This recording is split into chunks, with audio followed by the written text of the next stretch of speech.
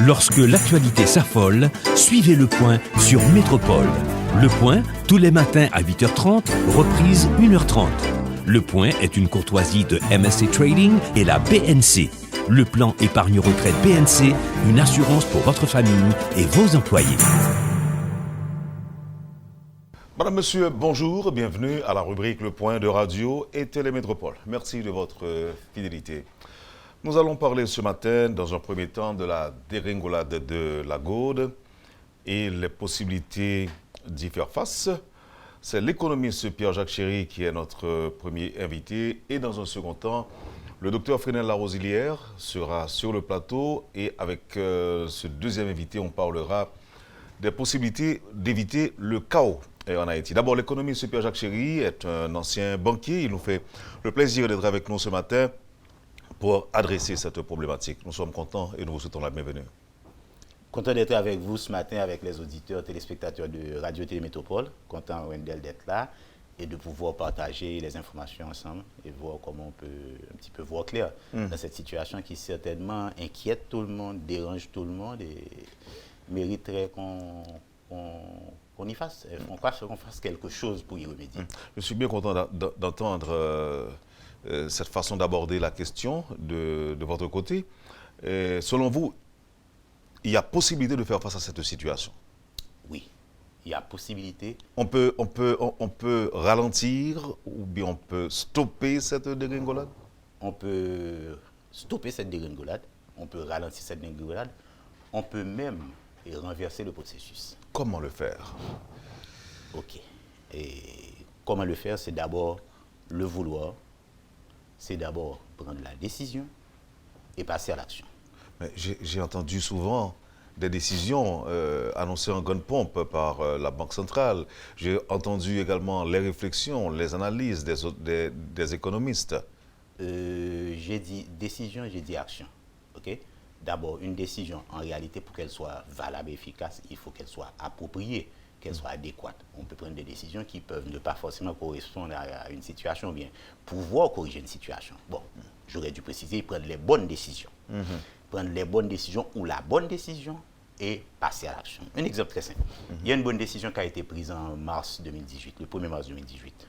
Je pense que c'est parti d'un arrêté présidentiel signé quelque part en février et qui a été présenté le 1er mars 2018 personnellement par le Premier ministre de l'époque, le docteur Jacques-Guy Lafontaine. Cet arrêté-là, pratiquement, était comme une certification de notre monnaie nationale, de la Goude, comme seule et unique monnaie d'usage à la République d'Haïti. Simplement, il fallait après que la mise en œuvre des bienfaits de cet arrêté soit une action quotidienne, parce que l'économie se gère au quotidien. Et l'entité qui a cette responsabilité s'appelle la Banque de la République d'Haïti, la Banque centrale.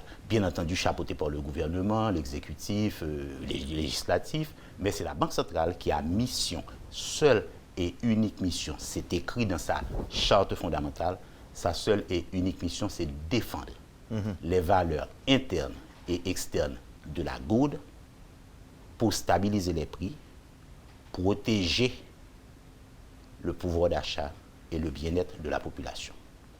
Et pour ce faire, la Banque centrale a eu mandat d'être à la fois caissier de l'État haïtien, pouvoir émettre de la monnaie et aussi contrôler les banques. Contrairement à ce qui se fait, on dirait que c'est les banques qui contrôlent la Banque centrale. De votre point de vue? C'est ce qui se fait, c'est ce qui est la réalité, malheureusement. La Banque centrale utilise par exemple un indicateur qu'elle appelle le taux de référence, qui est en réalité un amalgame des différents taux pratiqués par les banques, et puis il tire une moyenne, et puis ils sortent ça comme taux de référence. Donc selon vous, ce n'est pas une référence? Ce n'est pas une référence. Une référence veut dire quelque chose à partir de là, duquel je vais moi-même fonctionner. C'est plutôt à la Banque centrale de dire je veux qu'aujourd'hui, 20 décembre, le marché du change fonctionne avec un taux à l'intérieur d'un barème 75-77. Okay? Que ça soit un communiqué qui sorte à 8h du matin, que ça soit sur son site, tout le monde sait que ça fonctionne pour cette journée entre 75 et 77. Quelqu'un peut être à 75-50, à 76, tout le monde s'arrangera pour s'aménager, aménager leurs transactions à l'intérieur de ce bracket, de ce barème, mais la Banque centrale dicte, parce que c'est la Banque centrale qui a mission, seule mission, et c'est une mission souveraine, c'est une mission régalienne, elle est là pour faire la politique monétaire du pays, de façon macroéconomique, mais de façon quotidienne aussi en microéconomie. Elle ne fait pas ce travail, malheureusement. Permettez que je revienne sur l'arrêté pris en mars dernier. 1er mars 2018. On fait présenter le 1er mars 2018 personnellement par le Premier ministre Jacques Guy-Lafontaine. Oui, il y a des gens qui mettent sur le compte de cet arrêté cette dégringolade effrénée de la gourde également. Ceci dit, vous n'êtes pas d'accord? Non, c'est la dégringolade effrénée de la gourde n'est pas un phénomène, je dirais, automatique. C'est un phénomène planifié. Ça s'appelle la manipulation du change. Planifié par qui? Par vous, par moi, on ne sait jamais, ok? Mais par des personnes qui font de l'argent dans le change en achetant à 75 et en revendant à 77. Et ces personnes, généralement, sont insatiables. Plus ils font de l'argent, plus ils sont contents, quitte à détruire la monnaie nationale. Écoutez, il y a un exemple international très clair. Dans les années 1920, des gens comme ceux d'ici faisaient de la spéculation, de la manipulation des monnaies, de différentes monnaies, pas seulement de la monnaie haïtienne, qui n'était peut-être pas la monnaie la plus importante pour eux, mais différentes monnaies. Et ça a créé ce qu'on appelle la crise de 1927, the Great Depression, la Grande Dépression, avec le monde entier dans la misère, les gens dans les lignes pour un bol de soupe, et à ce moment-là, le monde entier était en faillite à cause de la manipulation du change, qu'on appelle des fois aussi la guerre des changes, mais qui est tout simplement cette spéculation dont nous payons les conséquences. Par la suite, des dirigeants du monde entier ont compris que c'était un danger de laisser un... Parce qu'en économie, on définit la monnaie comme étant la principale denrée stratégique d'un pays. Que c'était stupide de laisser la principale denrée stratégique d'un pays entre les mains d'inconnus, d'affairistes, etc. Et ils ont pris des décisions dans le genre à partir de la conférence de Bretton Woods, qui allait donner naissance au Fonds monétaire et à la Banque mondiale, que les monnaies allaient être à parité fixe. Pour la France, ils avaient fixé à 5 francs pour un dollar. Pour Haïti, ils avaient fixé à 5 gouttes pour un dollar. Et ça a duré une quarantaine d'années. L'économie mondiale a repris souffle. Malheureusement... Bon, ça, c'était pendant une période. C'était une période... Pratiquement de 1944. Et le Fonds monétaire était là pour faire respecter cette parité-là. Dommage que le Fonds monétaire a trahi sa mission en cours de route, influencé par des courants d'opinion qui, quelque part vers 1980, sont arrivés avec une certaine affaire de néolibéralisme, parce qu'il y avait des gens qui étaient nostalgiques de cette pratique de faire de l'argent sur les changes. Vous pensez qu'on peut retourner à cette pratique aujourd'hui?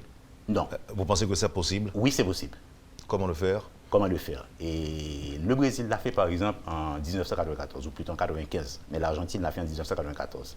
Le président argentin de l'époque, voyant que la dévaluation était de mettre son pays sous des haies, de mettre son peuple dans la misère, il sortit un arrêté présidentiel qu'à partir de telle date, donnant une certaine période de grâce, si je pourrais dire, aux acteurs financiers du change, à partir de telle date, le peso sera échangé à 1 peso pour $1. Point barre. Et ça a marché. L'année d'après, le Brésil, voyant ce que l'Argentine a fait pour sauver la situation, a sorti, mais ce n'était même pas le président, c'était un ministre des Finances, a sorti un communiqué pour dire qu'à partir de telle date, nous annulons notre monnaie qui s'appelle le Cruzeiro, nous créons une nouvelle monnaie qui s'appelle le Réal, plus adaptée à la réalité. Un Réal, $1. La France, qui voyait son franc dégringoler aux environs de 96-97, a contacté l'Italie qui avait le même problème, l'Espagne qui avait le même problème, et ils ont décidé de faire comme l'Angleterre, d'avoir une monnaie très forte, c'est-à-dire plus haut que le dollar. Ils ont créé l'euro, qu'ils ont lancé en 2000 plus ou moins, mais cette fois-ci, même pas à 1 euro pour un dollar comme l'Argentine ou le Brésil, ils ont lancé l'euro plus fort que le dollar, plus haut que le dollar, de sorte que même quand les spéculateurs voudront faire baisser l'euro, au moins l'euro ne tombera jamais en dessous du dollar. C'est arrivé une fois, ils ont corrigé très rapidement. Donc vous pensez qu'on peut s'inspirer de cette expérience? C'est une formule économique qui est classique et on ne peut même pas parler d'expérience. Ces gens se sont inspirés d'une formule économique classique qui donne à l'État souverain le droit de fixer la parité, le positionnement de sa principale denrée stratégique. Et à ce moment-là, sans tenir compte du pouvoir d'achat des gens, sans tenir compte non plus du niveau de production de ce pays? Parlant de pouvoir d'achat, je présume que quelqu'un qui gagne 15 000 goudes aujourd'hui a un pouvoir d'achat, ou ils appellent ça en économie la parité de pouvoir d'achat. Détient une parité de pouvoir d'achat de $200. OK? Si par exemple le gouvernement déciderait, la Banque centrale mettrait en œuvre une politique de ramener la goude à sa parité historique de 5 gouttes pour $1, c'est une parité qui était en vigueur quand la banque a reçu la mission de défendre les intérêts de la goude. Okay? Donc là, vous parlez de la Banque centrale. La Banque centrale, oui. C'est l'entité souveraine qui a ce job-là à faire chaque jour, cette mission-là. Eh bien, cette personne de 15 000 gouttes de salaire, au lieu d'avoir une parité de pouvoir d'achat de $200, aura une parité de pouvoir d'achat de $3 000 américains. Donc je pense que c'est un deal assez intéressant. Oui, mais c'est un rêve aussi dans l'état actuel des choses. Il suffit que la Banque centrale prenne le communiqué approprié et fasse ce qu'il faut. Non, mais on va vous dire que le marché est libéral et ça ne date pas d'aujourd'hui, ça fait déjà longtemps. Être libéral ne veut pas dire que c'est à toi seulement de jouer le jeu. Je puis jouer le jeu aussi dans le libéralisme.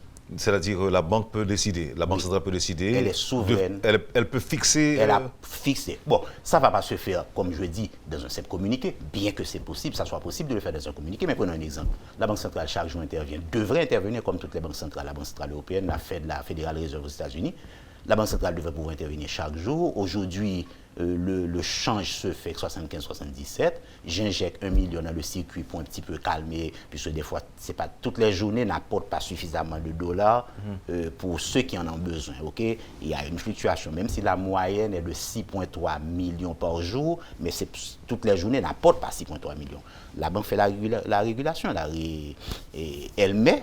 Elle injecte, elle finance le système pour permettre qu'il n'y ait pas de rareté artificielle, par exemple, ou de pénurie. Elle dit aujourd'hui, je fais à 75-77. Demain, elle fait à 74-76. Après-demain, à 60. Il y a un peu de monde qui dit que ça a provoqué un gros scandale dans le secteur, un gros scandale, une grosse crise. Dans quel secteur? Le secteur marronnet, secteur. Quel est le plus gros scandale à ton avis? Quel est le plus gros scandale à ton avis? Condamner un peuple à la misère ou mettre de l'ordre dans le désordre?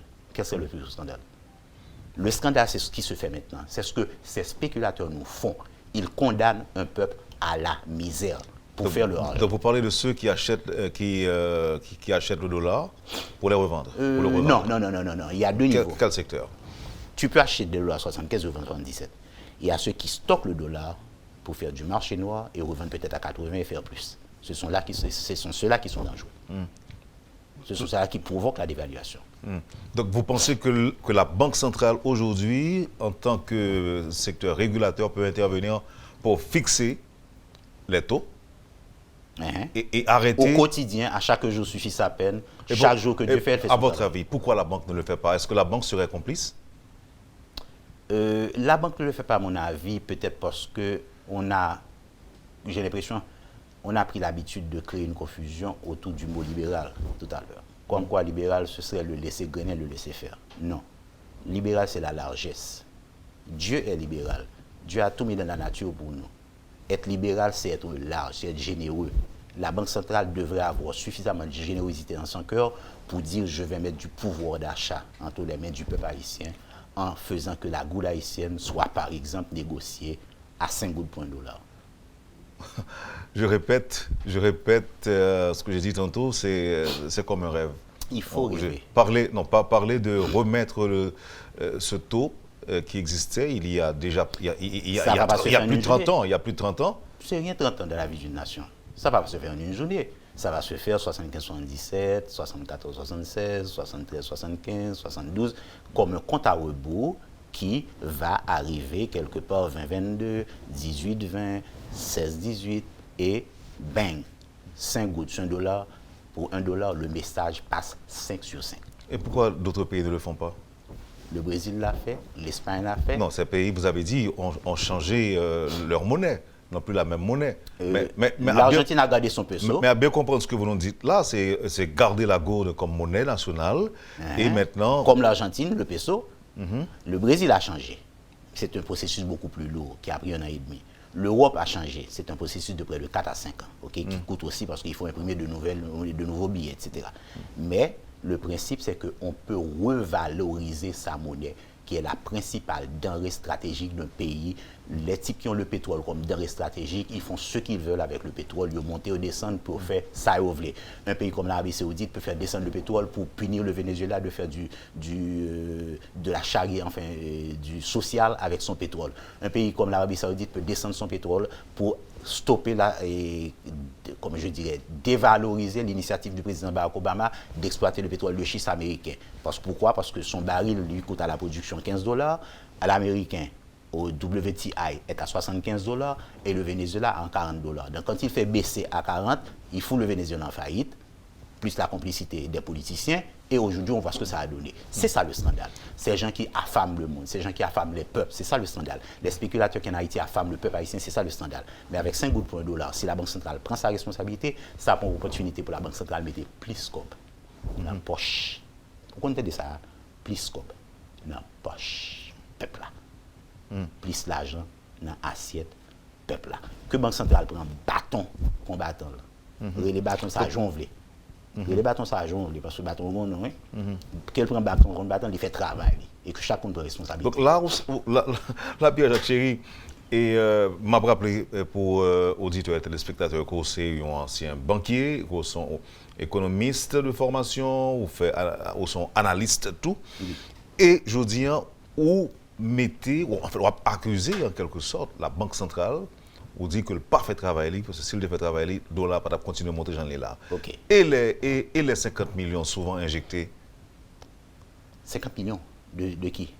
De la Banque centrale. De temps en temps qu'on injecte sur le marché pour... Les types qui ont la masse de goud, qu'ils ne l'utilisent pas pour te financer dans ton entreprise ou pour permettre à des jeunes de monter dans une entreprise, ils absorbent ça en quelques jours, ils gardent et font de la spéculation. Ou même quand on a des décisions qui prennent tout au niveau des banques, qui dit que même qui quantité X est capable de vendre, et ceci pendant un certain temps. Qui contrôle? Qui gens qui contrôle? Qui contrôle? Non, c'est-à-dire que si vous fixez quantité, vous dit par exemple, je dis, mais qui quantité que le monde doit acheter, il ne peut pas pleurer tout bail au monde, au seul. L'autre quantité que le monde doit acheter, ou même prendre comme mesure positive, pour ne pas pleurer au monde, mais c'est une façon de créer la peur. Nous parlons d'un exemple très simple. Nous sommes en 17 octobre, c'était peut-être 2001 ou 2002, je ne sais pas si qui est dans 2 années, mais probablement 2001-2002.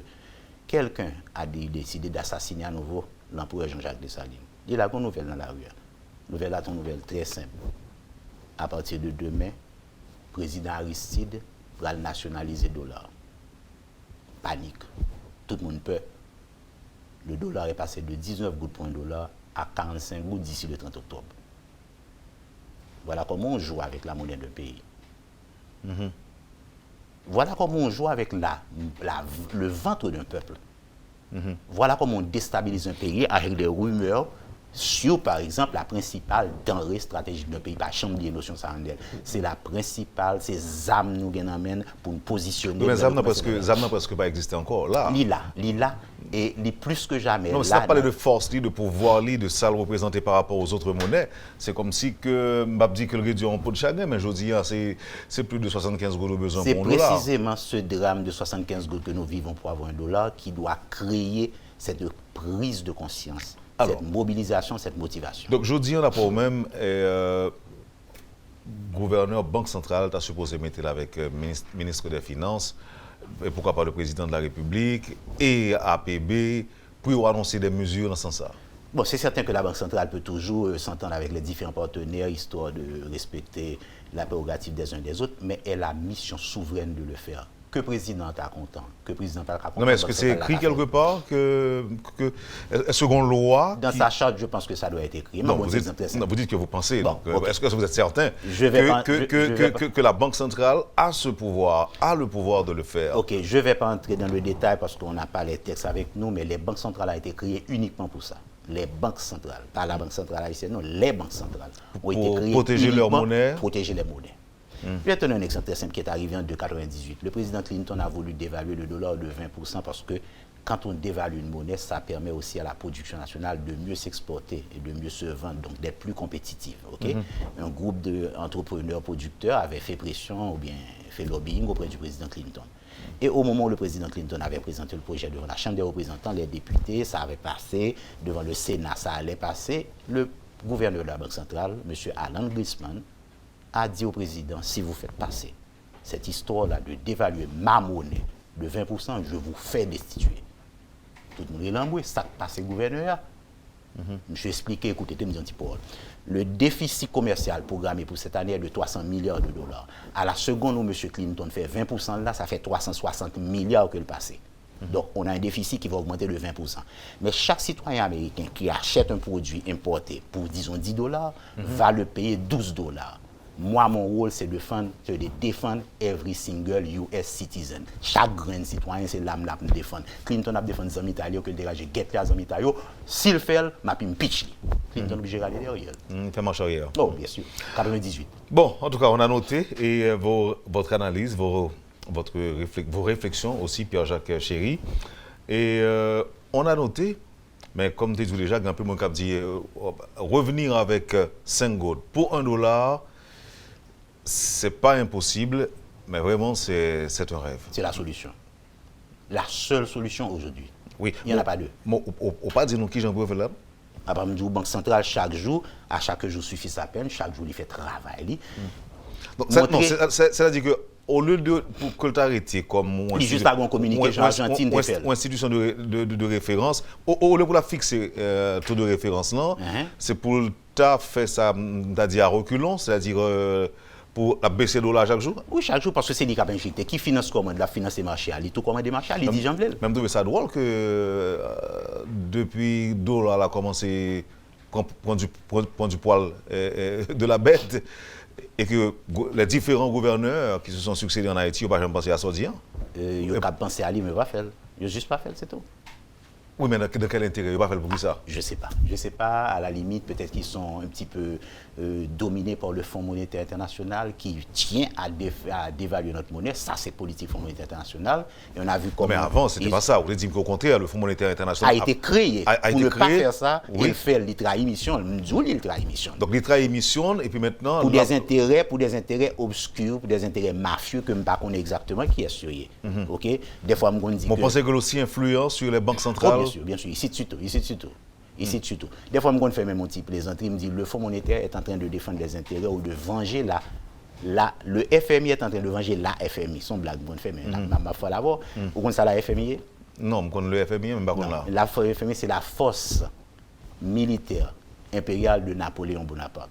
Son femme française qui est dans tête FMI l'a fait payer Carl Noutebayo 18 novembre 1803. Je suis la fait payer. Madame Lagarde. Okay? Des fois, je dis que c'est cette raison-là qui est leur motivation contre nous, contre le peuple haïtien. Oui, vous allez payer ce que vos ancêtres ont fait. Mais Madame Lagarde pas là longtemps. Et de là à continuer. Il y a toujours des Français à la tête du Fonds monétaire. Oui. Comme par hasard.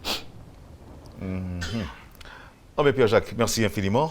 Je vais céder place à l'autre invité qui va parler non lui-même de la façon à éviter le chaos dans le pays. En tout cas, je profite de l'occasion que vous m'avez donnée de pouvoir dire à toutes les téléspectatrices, les auditrices, tous les spectateurs théâtraux, joyeux Noël. Et aussi de dire à mon pays bonne fête, parce que le 1er janvier sera l'anniversaire de mon pays. Bonne fête à Haïti. Vous aimez Haïti? Et oui, énormément. Et ça me fait mal de voir qu'on détruit mon pays et que la Banque centrale ne ramène pas ma monnaie à 5 gouttes pour $1. Merci encore une fois, Pierre-Jacques Chéry. Bonne joyeux Noël et bonne année. Allez, joyeux Noël. Merci. Voilà, vous avez suivi, madame, monsieur, la première partie de la rubrique Le Point de Métropole. L'économiste, l'ancien banquier Pierre-Jacques Chéry était notre premier invité. Dans un instant, le docteur Fresnel Larosilière sera avec nous. Ne quittez pas, on revient tout de suite après la pause. Le Point est une courtoisie de MSC Trading et la BNC.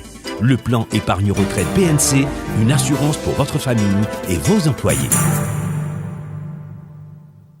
Merci, madame, monsieur, de votre patience. C'est le moment d'accueillir le docteur Fresnel Larosilière, docteur en médecine, acteur aussi, poète, écrivain et père des mères. Oui, j'aime bien, c'est très affectueux. Oui. Bonjour, docteur. Bonjour. Je suis très content d'avoir la possibilité de vous parler ce matin, même si ça attriste quand même de parler chaos en Haïti. Et pourtant, il faut en parler pour l'éviter. Tu vois, c'est quand même Est-ce qu'à votre avis, docteur, vous pensez que le chaos est à nos portes, effectivement? Je pense que je ne suis pas un homme pessimiste. Vous me connaissez très bien, je vois les choses toujours dans leur beauté. Mais comme médecin aussi, pour voir un malade, il faut faire le diagnostic et voir le mal pour pouvoir le guérir. Je pense que nous vivons une période très spéciale. Et toutes les valeurs sont parties chez nous. Et l'édification d'une nation ne peut pas se faire sans les valeurs morales, civiques, intellectuelles aussi. Et on a l'impression que ces valeurs ont fui. Et depuis quelque temps, depuis des décennies, nous vivons aux antipodes de ces valeurs. Alors que le Nouvelliste, notamment, vous a présenté comme étant le chantre obstiné de la beauté. Oui, parce que moi, je trouve la beauté partout. Il n'y a pas de laideur. La beauté est une défiguration de la beauté. Oui, mais l'optimisme. L'optimisme est là. Qui est dans Justement, je dois voir ce qui est mal pour pouvoir maintenant apporter une solution. Tout le monde parle des problèmes de ce pays. Tout le monde parle, moi aussi, de ce qui dérange, de ce qui fâche, de ce qui flatte aussi. Mais on ne peut pas. On ne veut rien dire ce qui peut apporter la solution. Et vous savez, nous prenons les problèmes en aval tout le temps. C'est comme si, tout le temps, on essaye de découvrir Saint-Pierre pour découvrir Saint-Paul. Mais il n'y a plus de couverture maintenant. Même s'il y a une couverture, tout est transparent. Et alors, le problème de l'haïtien est en nous. Il faut aller en amont. Mais arrêtons-nous un moment sur, je dirais, sur découvrir Saint-Paul pour couvrir Saint-Pierre, qui est une pratique. Oui, qui est une pratique chez nous. C'est une pratique chez nous, mais ça traduit aussi le courage des gens. Le courage. Les gens ne vont pas se laisser faire, ils vont découvrir Saint-Pierre pour couvrir Saint-Paul, mais à la fin, pour ne pas rester mais à la fin, qu'est-ce qu'il y a à couvrir? Puisque c'est dans le mensonge, c'est dans une sorte de politique de survie qu'on le fait. Non, découvrir Saint-Pierre et Saint-Paul ne sont pas des solutions. Il faut vraiment aller dans la matrice. Il faut continuer à couvrir Saint-Pierre, continuer à couvrir Saint-Pierre, non, du tout. Même s'il n'y a rien à couvrir. Non, parce qu'on prend des problèmes en aval. Il faut aller en amont, parce que le problème est en nous. C'est ce que l'haïtien doit faire, je vous le dis, et pas faire la guerre dans la rue, pas faire la violence dans les rues, d'abord. La violence, on doit la faire sur nous-mêmes. Et vous savez, la guerre, on doit le faire contre nous-mêmes. Parce que tout est dans nous. On a l'impression que nous savons, l'haïtien ne sait pas ce qu'il est. Il n'accepte pas ce qu'il est. Et il veut être ce qu'il n'est pas. Et c'est un bavarisme, justement. Maintenant, voilà pourquoi il faut une révolution socioculturelle profonde pour pouvoir arriver à nous comprendre, à savoir pourquoi, depuis 200 ans, malgré toutes les grandes valeurs qu'on a, c'est comme un peuple, je vous dis ça, c'est comme un peuple génie. Il y a des génies, vous savez, ils ont tellement le génie en eux, mais au lieu de ce génie-là, et puis ils tombent de la déchéance à cause de tout ce qu'ils avaient. Tout ce qu'on a de bon, de grand en nous, nous les avons utilisés de façon négative. Nous sommes le premier peuple libre de l'Amérique. C'est Haïti qui a redonné à l'être humain ces dimensions humaines universelles. Et l'Afrique mater, Madame la mater, disons, le berceau de l'humanité, considère Haïti comme la Mecque, comme pourrait dire le Graal de la liberté. Et c'est Haïti qui est leur exemple. Et puis nous autres, nous avons utilisé toutes ces richesses, maintenant pour s'entre-déchirer. Nous sommes le colon et l'esclave sont encore en nous. Le colon et l'esclave les deux sont encore en nous. Oui, les deux. Alors quel choix à faire maintenant? Non, on ne va pas choisir l'esclave de toute façon. Non, non, écoutez, c'est justement, on peut se faire esclave de soi-même, sans le savoir. Mais nous devons aller voir Pourquoi faire l'esclave de soi-même et pas faire le colon de soi-même? Non, ni l'un ni l'autre. Mais c'est pourquoi je vous ai dit quel choix. Non, pas un choix, on a fait le choix humain haïtien. Vous savez, pourquoi vraiment, je vous donne un exemple. Souvent, nous parlons de 1804, pas vrai? Et nous sommes fiers de 1804. Vous voyez, le livre que je vous ai donné, Couleur noire, Charles René, Saveur métisse, c'est un projet justement de société. Comment peut-on voir Haïti dans tout ce qu'elle a de meilleur? Mais si nous n'entrons pas en nous-mêmes pour voir ce qui nous empêche de grandir, mais il faut l'accepter, l'évidence est là. C'est un pays qui ne progresse pas. Donc il faut aller comprendre pourquoi nous sommes ainsi. Nous faisons notre bonheur sur le malheur de l'autre. Nous avons une conception erronée de bien des choses. De l'homme haïtien encore. D'abord, nous vivons sans cesse dans les complexes et les préjugés. Vous savez, ce pays a été toujours dirigé par des complexes et digéré par des préjugés. C'est drôle. On a l'impression que dans les complexes, l'être, l'avoir, l'être utilise son avoir pour s'abêtir. Non, alors, ceux qui se pensent supérieurs, ils utilisent leur avoir pour abêtir les autres. Et l'autre, maintenant, il utilise son être pour l'avoir. Et il s'abêtit lui-même. Donc, nous devons savoir que la richesse est collective. Nous devons savoir que l'abondance n'est pas la richesse. Nous devons savoir avoir beaucoup d'argent n'est pas la richesse. Nous devons savoir aussi que la misère de l'autre, c'est notre pauvreté. Le mieux-être de l'autre, notre vraie richesse. Non, mais comme je vous dis, c'est important. Je suis venu pas ici justement pour m'exhiber, parce que pour moi, c'est un devoir de citoyen de dire ce qui se passe. Parce que nous pataugeons dans une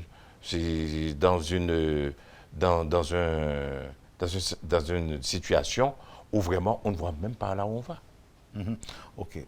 Et vous l'avez dit, pour résoudre le problème, il ne faut pas le poser en aval. Il faut aller en amont. Il faut aller en amont. Il faut nous même reformater. Aller en amont veut dire apprendre à faire violence sur nous-mêmes. C'est ça? Oui, il faut faire violence sur nous-mêmes pour éviter la violence de la rue. Il faut faire la guerre contre nous-mêmes pour éviter la guerre dans les rues. Maintenant, 1, 2, 3. Oui. 1, 2, 3. Oui. Faire violence sur nous-mêmes pour qu'il n'y ait pas de violence dans la rue. Et par voie de conséquence, éviter le chaos. Oui. OK. À quel niveau on peut commencer à exercer cette violence? Comment exercer cette violence sur nous-mêmes? Il faut commencer d'abord par savoir qui sommes-nous, pour savoir qu'est-ce que nous sommes. Bon, ça c'est une démarche, docteur. Oui, c'est une démarche. C'est l'éducation. C'est une démarche, mais je ne vois pas de violence dans cette... Je ne vois pas encore de violence dans cette démarche. La violence n'est pas seulement renvoyer des pierres. Non, je n'ai pas dit non plus. Mais quand un homme se dépasse, quand par exemple, je devrais donner un coup à quelqu'un, voilà ce que je me maîtrise pour ne pas lui donner, c'est une violence que je fais sur moi-même. Parce que là, c'est la maîtrise de soi. Parce que la violence, ce n'est pas une affaire de coup d'abord. La violence, ce n'est pas une affaire de détruire tout ce qui est, mais soi-même. OK, mais arrêtons-nous un petit peu à la démarche. Oui. Je commencerai par exercer de la violence sur moi-même. Je m'abstiens de frapper autrui. C'est exact. Bon, écoutez, oui, on ne frappe pas autrui, mais on peut se frapper soi-même, on veut dire. Voilà, c'est exactement là où je voulais en venir. Oui. Me frapper moi-même. Oui. De dire mes complexes, mes préjugés, et puis ma conception erronée même de tout, de l'humain, de l'haïtien. L'haïtien vit dans ses complexes. Donc chercher à me comprendre d'abord. Oui, à se connaître d'abord. À me connaître. De façon collective d'ailleurs. Et aussi à connaître l'autre. Oui, connaître l'autre. Parce que... Mais qu'est-ce que je vais chercher chez l'autre? Mais l'autre, c'est toi-même. Il n'y a pas de sauvetage. Un naufrage est individuel, au pluriel, plusieurs. Mais le sauvetage est collectif et singulier. Pour être sauvé, c'est un autre qui doit te sauver. Et il faut qu'on arrive, je vous dis, à savoir, un peuple, c'est là le problème dans ce pays. On a un problème, par exemple, on parle de nationaliste, on parle de patriotisme, mais c'est une différence. Le patriotisme, justement, l'autre, par exemple, l'opposant est un frère qui peut m'orienter, qui peut m'apprendre à faire mieux. Mais quand on parle du nationaliste, de naturaliste, l'autre, c'est un ennemi qu'il faut abattre. Tu vois, donc et nous autres, c'est notre histoire. L'opposant voit toujours, il doit écraser l'autre. Il ne voit pas un frère. Donc, docteur Laosilière, c'est une erreur de croire que le chaos viendrait d'un camp, d'un secteur politique, par exemple. Écoutez.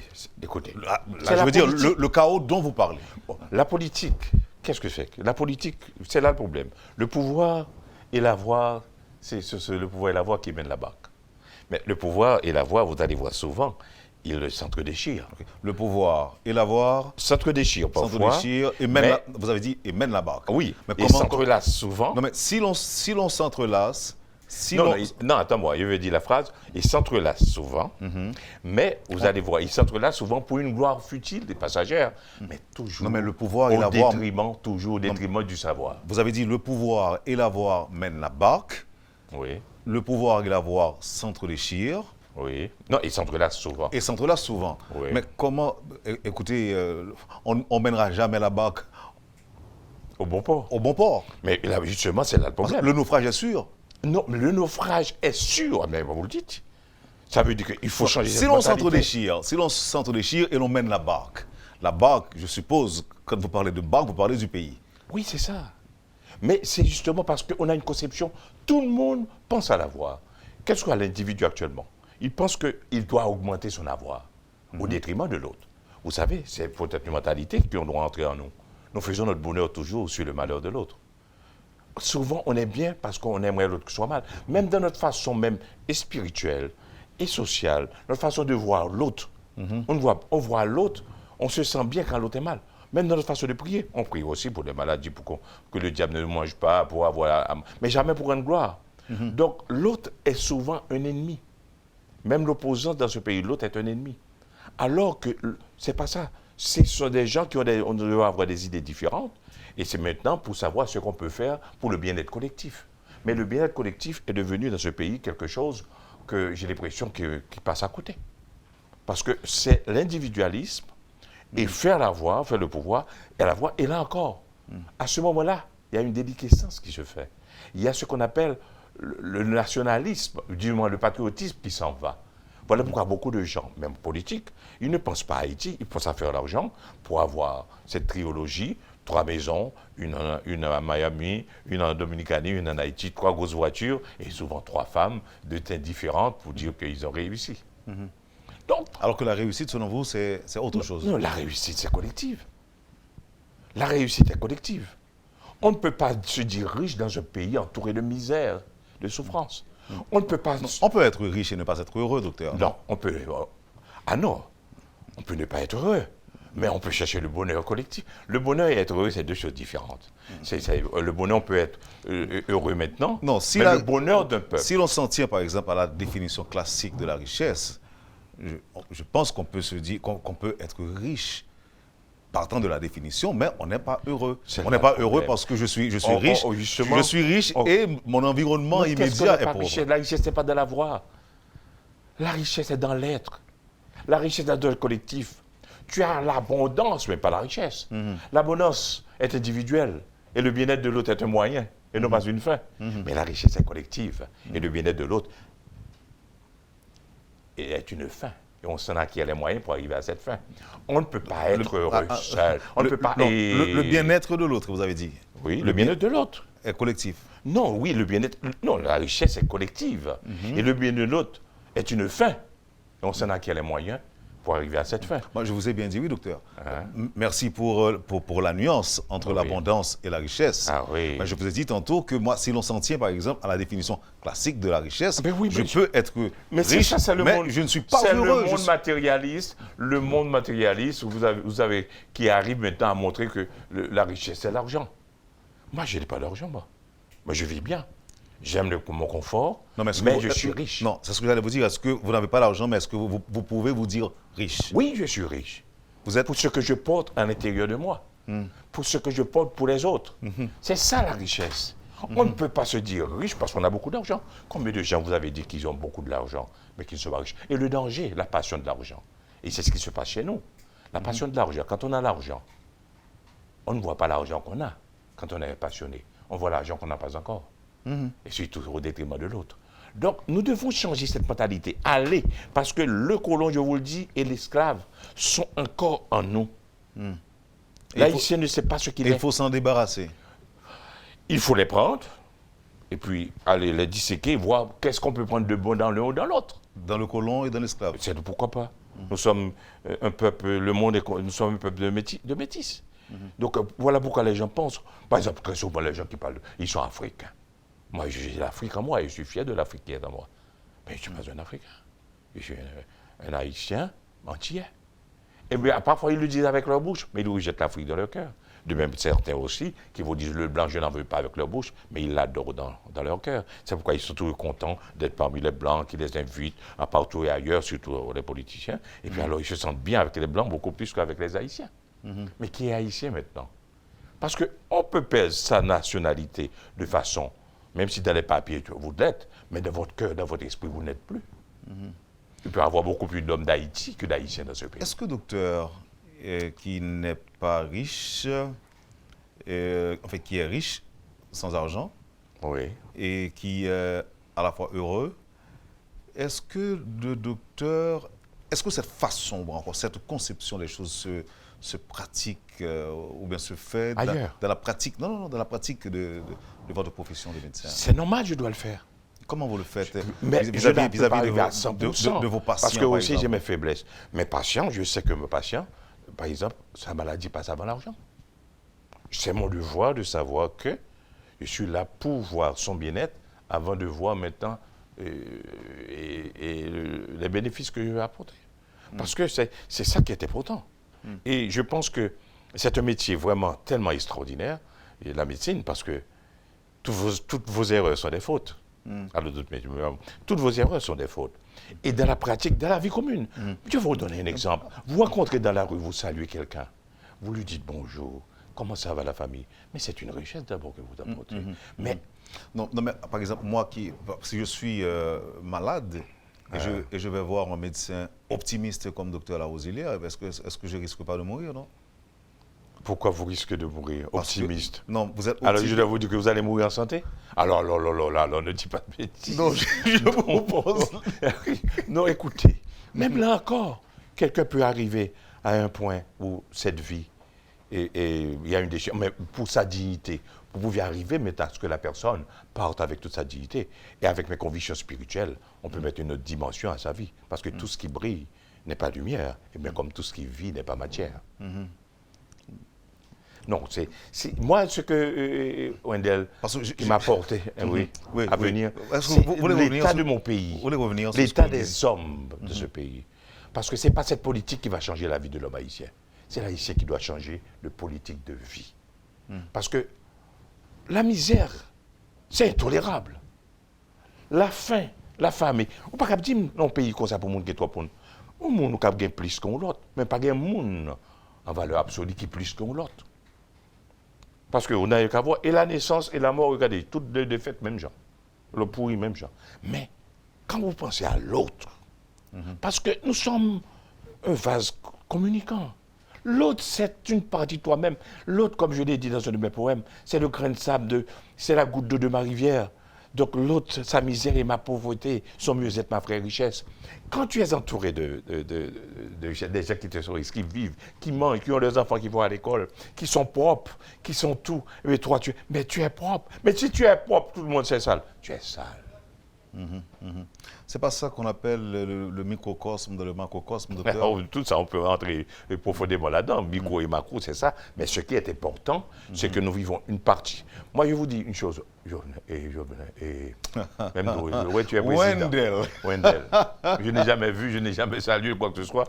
Mais là encore, peut-être c'est un esprit qui m'a dit pour en parler. Mais l'autre, aide-le à faire mieux. Mais qu'il soit sincère. Aide-les. Les présidents, etc. Pourquoi on veut changer tout le temps? Mais c'est la même chose. Donc, on peut l'aider à devenir meilleur, mais il faut qu'il le veuille. Donc, vous parlez du président? Le président, tous les dirigeants. Parce que très souvent, on voit dans ce pays, on n'est pas dirigé, on est digéré. On n'est pas dirigé, on est digéré. Souvent, oui. Par les dirigeants. Vous pouvez m'expliquer ça? Ah non, ça veut dire qu'au lieu d'être dirigé dans le droit chemin, on sent maintenant on est en train d'être ventousé et puis il y a une déliquescence, qui se fait en vous-même et puis c'est comme si on vous digère jusqu'à ce que c'est les gens qui partent pour n'importe quel pays, pour chercher un mieux-être, mais ils trouvent parfois le malheur, ou bien les gens maintenant qui ne peuvent plus vivre, qui dorment dans la rue, les gens, et alors qu'on parle d'eux, ce sont eux qu'on utilise maintenant pour pouvoir arriver au sommet de l'État. Donc le mensonge qui domine tout. On a l'impression que nous sommes devenus de grands comédiens. Moi, je suis un homme, je suis un acteur, c'est vrai. Mais c'est pourquoi quand les gens me disent « Père Desmirand », les jeunes m'accueillent, je leur dis « Père Desmirand est un personnage, ce n'est pas une personnalité. Parce que le personnage, n'importe qui peut jouer un rôle, pourvu que tu aies les talents. Oui.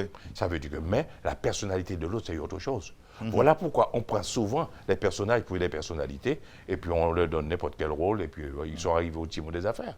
Donc c'est ça le danger. Alors que le personnage, si vous arrivez à confondre personnage et personnalité, comme je l'ai fait, donc on peut jouer des rôles maintenant qui conviennent à votre propre personnalité. On va finir, docteur. Et malheureux, j'apprécie le fait que vous apportiez le terme chaos dans une autre dimension. Maintenant, pour la crise, l'actuelle crise politique à laquelle on fait face aujourd'hui. Waouh, on parle de crise. Mais on a mal qu'à dire, on parle de crise. Bon, excusez-moi, docteur. Donc, on ne peut pas dire crise. Parce que là, ce qui se passe maintenant, c'est ça le danger. C'est ces gens qui dirigent ce pays doivent savoir, ils doivent faire un recul sur eux-mêmes. De savoir, mon Dieu, et pour voir plus loin. Nous sommes dit crise, oui. OK? Ou dit que nous parlons de crise ou nous mal qu'à dire, c'est ça? Façon, oui, c'est une manière de dire depuis 20 ans, on parle de crise. Non. Même beaucoup avec la crise là. Donc, qui ça voulait pour me dire? Non, nous sommes dans un état. Nous sommes dans un état de déliquescence des valeurs. Voilà pourquoi il faut des solutions. Moi, j'aime apporter des solutions. Tout le monde a parlé. Il y a des solutions. Il faut nous remettre en question totalement. Et remettre en question et notre façon de voir, notre patrie, notre nation, nous-mêmes. Nous remettre en question, on les dit qui ça? Pour nous poser tête nos questions, qui est-ce qui ça nous voulait? Ça nous voilà. Qui côté nous braler? Qui côté nous braler? On prend l'histoire, non? Parce que nous avons projeté nous avons d'autres péchés. Moi, je vous donne un exemple. Non, mais nous avons pris le temps. C'est-à-dire que nous avons pris le temps dans la situation. Ça, non, mais il faut prendre le temps. Il faut donner du temps au temps. Même pour une bonne fermentation, il faut. Mon après, c'est justement, c'est qu'on c'est pour là, oui. C'est nous va le printemps pour chercher ce qui va le nom. Mais nous avons tellement de grandes valeurs, ce peuple. Nous sommes un carrefour, nous sommes carrefour de l'humanité. Ce que la Révolution française a dit dans les mots, nous allons poser dans les actes. Donc, voilà tout ce qu'on a. On a les sous-crises à punir là. Mais nous pas de crise. La crise, c'est une crise. C'est une crise de valeur. Crise de valeur. Une crise de compétences. Une crise aussi de valeurs morales, de valeurs civiques et valeurs intellectuelles. Parce qu'on a l'impression que l'abondance a pris le dessus sur la compétence. Dès que quelqu'un a l'abondance, et puis il est fort politiquement, il pense qu'il a la connaissance. Et parfois même, on voit même des gens qui ont de la connaissance, qui se laissent aller maintenant dans ce sillage, et qui ont perdu même leur bon sens. Ils ont même avilé leur diplôme académique. Donc, justement, pour avoir de l'argent. C'est l'argent. Avoir l'argent au détriment de l'autre. On ne peut pas faire son bonheur sur le malheur de l'autre. Le bonheur, comme je vous dis, d'un peuple doit être collectif. On est bien, l'autre doit être bien aussi. Est-ce que vous connaissez un pays où le peuple connaît le bonheur, ou encore où le bonheur du peuple est collectif? Mais quand le pays, il y a des pays européens, la plupart, tous ces gens-là en général, ce sont des gens, même aussi on peut trouver des petits pays aux Antilles, les gens, on sait que l'État sait que c'est le bien-être collectif qui est important et non pas le bien-être individuel. Mais nous autres, nous pensons à notre bien-être. Et devenir l'État a un bon job. Bon job veut dire, je vais faire comme. Mais comme la grande doit aller tout faire. Comme la grande c'est qu'il faut au exil. On a vu ça. L'argent peut parfois un arrière-goût amer. Mais quand tu te sens riche en toi-même et que l'autre est bien, il peut manger à sa faim. Parce qu'il y a trop d'affamés dans ce pays. Et quand on est affamé, on perd toute la dignité. C'est pourquoi les gens prennent les rues. Ouais, parfois, tu as un grand goût. Trop d'inégalité. Le grand goût, pas comme je n'ai encore dit. C'est courir dans la rue, sauf les. Grand goût, pas accepté. Le grand goût, pas tout cap diriger. Il faut tout diriger. À ce moment-là, pas grand goût, l'on affamé. Parce que grand goût qu'on a agréable. Oui, c'est un grand goût à voir là, nous, grand goût. C'est un grand goût agréable. Il y a une table qui nous attend. Au côté de nous dire, mais grand goût, vous mangez plus. Mais l'on affamé. Ou pas dignité ou pédule. C'est pas tout cap diriger, votre cap diriger tout. Donc, il faut comprendre que mon ça, c'est mon et tout. En plus, nous répéter, même si on gagne plus qu'on l'autre, mais en valeur absolue, pas un monde qui est plus que l'autre. Merci, docteur. Waouh. C'est un plaisir. Parce que je ne pas de solution. Je toujours dit, bon, moi, vous m'aller expédier, mais expédier. Non, pas expédier, vous connaissez, il faut venir. Même pose des questions souvent, il me dit comment le faire. Ah non, mais oui, il y a les solutions. Les solutions sont là. Ben, on dit que il faut nous remettre en question. Pas poser problème en aval, il faut poser en amont. Donc, c'est plus gros problème. C'est solution de proposer. Parce qu'il faut aller depuis la colonie depuis avant pour savoir. Et même alors aux Indiens. Je vous donne un livre. Bon exemple encore de solution, de réponse au problème. De réponse au problème. Premièrement, il faut aller en amont, me répéter encore. Ça veut dire que savoir qui nous sommes. Et puis l'haïtien, avoir une conception mettant vrai de la richesse, à une conception de nous-mêmes pour ne pas vivre dans le complexe et préjugés, pour dire oui, nous ne pas le répéter. Parce que nous avons tous en nous. Voilà, une chose, je termine. Dessalines, par exemple. Cet homme, m'a fini avec mot ça.